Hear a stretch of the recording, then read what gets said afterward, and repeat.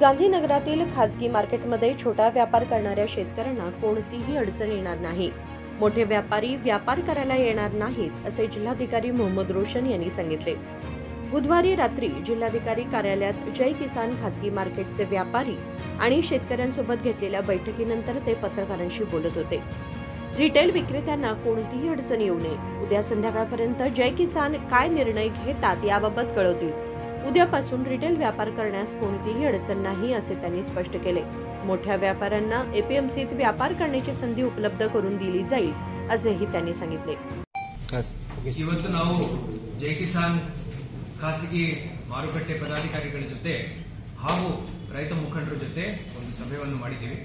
ನನ್ನ ಜೊತೆ ನಮ್ಮ ಬೆಳಗಾವಿ ಉತ್ತರ ಭಾಗದ ಶಾಸಕರು ಹಾಗೂ ನಮ್ಮ ಪೊಲೀಸ್ ಆಯುಕ್ತರು ಎಲ್ಲ ಎಪಿಎಂಸಿ ಅಧಿಕಾರಿಗಳು ಭಾಗಿಯಾಗಿದ್ದಾರೆ. ಇದರಲ್ಲಿ ಈ ಒಂದು ಮಾತುಕತೆ ಏನಿದೆ ಒಂದು ಸಂಧಾನ ಆಗಿದೆ. ಇದಕ್ಕೆ ಒಂದು ಪರಿಹಾರ ನಮಗೆ ಸಿಕ್ಕಿದೆ. ರೈತರು ಹಾಗೂ ಎಲ್ಲ ರೈತ ಮುಖಂಡರು ಇದಕ್ಕೆ ಒಪ್ಪಿಗೆಯನ್ನು ನೀಡಿದ್ದಾರೆ.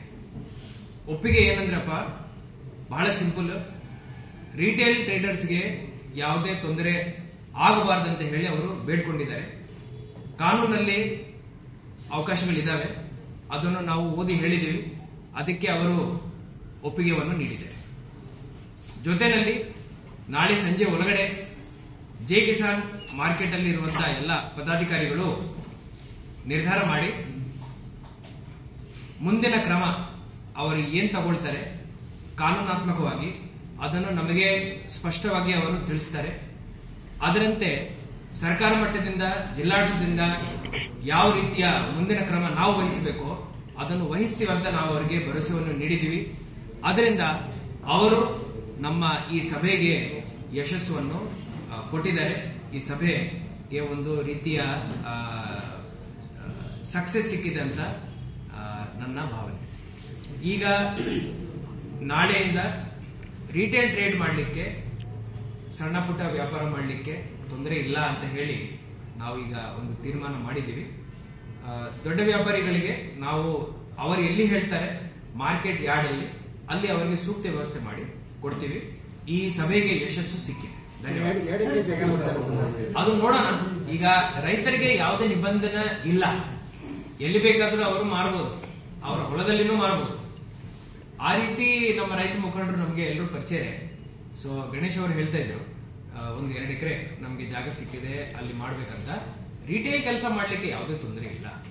ಸೊ ಅವರು ನೋಡಿ ನಮ್ಗೆ ಹೇಳಿ ಇವತ್ತು ಎಸಿ ಅವರು ಹೋಗಿ ನೋಡ್ತಾರೆ ಜಾಗ ಸೂಕ್ತ ಇದೆ. ಅಲ್ಲಿ ಏನಂದ್ರೆ ಸ್ವಲ್ಪ ಅಟ್ಲೀಸ್ಟ್ ಶೆಡ್, ಶೌಚಾಲಯ ವ್ಯವಸ್ಥೆ, ಸಣ್ಣ ಪುಟ್ಟ ವ್ಯವಸ್ಥೆ ನಾವು ಕಲ್ಪಿಸ್ಕೊಡ್ಬೇಕಾಗುತ್ತೆ.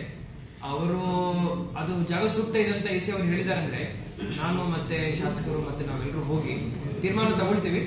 ರೈತರ ಪರವಾಗಿ ಕೆಲಸ ಮಾಡಲಿಕ್ಕೆ ನಾವು ಸದಾ ಇರ್ತೀವಿ.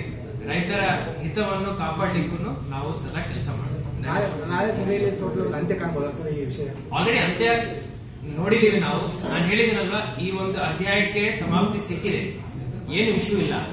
ಇದು ಏನಂದ್ರೆ ಇದರಲ್ಲಿ ಇರುವಂತ ನ್ಯೂನತೆಗಳನ್ನು ಹೆಂಗ್ ಸರಿಪಡಿಸಬೇಕು ಅನ್ನೋದು. ಇವತ್ತು ಬೆಳಿಗ್ಗೆನೂ ನಾನು ಒಂದು ಸಭೆ ಮಾಡಿದ್ದೀನಿ.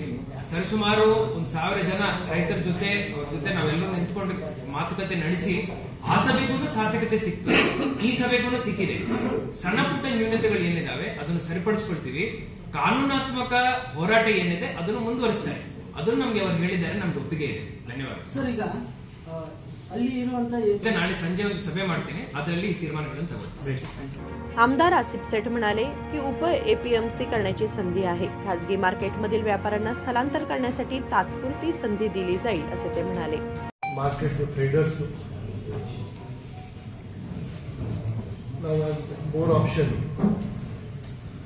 डीसी साहेब ಕೊಟ್ಟಿದ್ದಾರೆ. First option sub market APMC ಮಾರ್ಕೆಟ್ಗೆ ಒಂದು ಆಪ್ಷನ್ ಇದೆ, ಜೈ ಕಿಸಾನ್ ಮಾರ್ಕೆಟ್ಗೆ ಅದು ಕೊಟ್ಟಿದ್ದಾರೆ. ಸೆಕೆಂಡ್ ಅಲ್ಲಿ ಅಲ್ಲಿ ಶಿಫ್ಟ್ ಮಾಡೋದಿದೆ ಅಂದ್ರೆ ಶಿಫ್ಟ್ ಮಾಡಲಿಕ್ಕೆ ಟೆಂಪರರಿ ಬೇಸಿಸ್ ಮೇಲೆ ಅವಕಾಶ ಇದೆ, ಅದು ಮಾಡಿಕೊಟ್ಟಿದ್ದಾರೆ, ಅದೇ ಹೇಳಿದ್ದಾರೆ.